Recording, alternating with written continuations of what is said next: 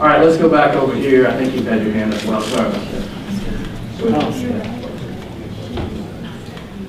I like that other statistic because it gives some clarity as to what we owe, what our obligations are, and how hard this thing is to get your arms around. Yeah. One of the things that concerns me about not the rhetoric, but the terminology, what you talk about cuts, and I want to get back to what you said. There are no cuts. We're still going to increase our debt. We have not decreased our debt since 1957. And I don't know who the president was, but that was a year after I was president. So I think that was Eisenhower. Eisenhower. Right. 1957 was the last time we had a decrease in the debt. This stuff about how we're cutting spending, it's not happening.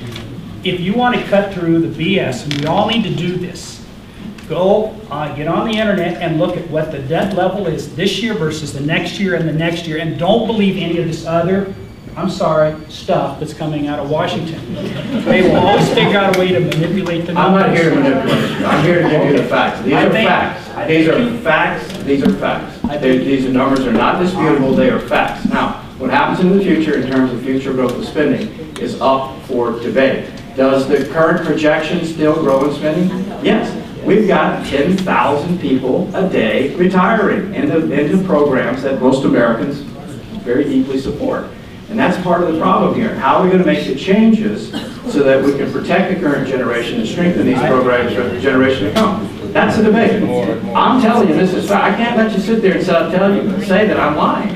I cannot let you do that. Next year with the debt be higher. And you cannot say that to me. Next year with this the debt is be higher. fact. Would you acknowledge that, please? Next year will the debt be higher than this year? We just raised the debt ceiling. Okay. Yes. Exactly. Exactly. And Yes. year after that. I told you it's going to take a little while to turn this around. If you tried to do it right now all at once, it would be so massive. When graph, how long do you want us to wait? How many years do we have to wait before it gets turned around? If you want to just pay for what we have the money for right now, you can do that. But you're paying for just those program elements up there, some other combination that you find to be suitable. There was a plan, what I was hearing. There was a plan, and I don't know if it would get to the balance budget. I know you're in favor of the balance budget. We need to get there. We need to get there in our lifetime. Which, by the way, the House of Representatives passed in its own budget at the beginning of the year, a reduction of $6 trillion over time, down from what was initially thought to be spent by the President, about 45, down to 39 trillion. It balances, but it takes a long time. Okay? This is all couched in And terms. we took care of the debt limit problem. I know, but the way this is couched in terms is this is like this obese monstrosity saying that I was going to gain How do you want me to say it? 10 pounds. I'll be happy to try to say it the way you like. This year. But since I only gained 7.6 pounds this year, I actually lost 2.4 pounds. This is exactly what's happening.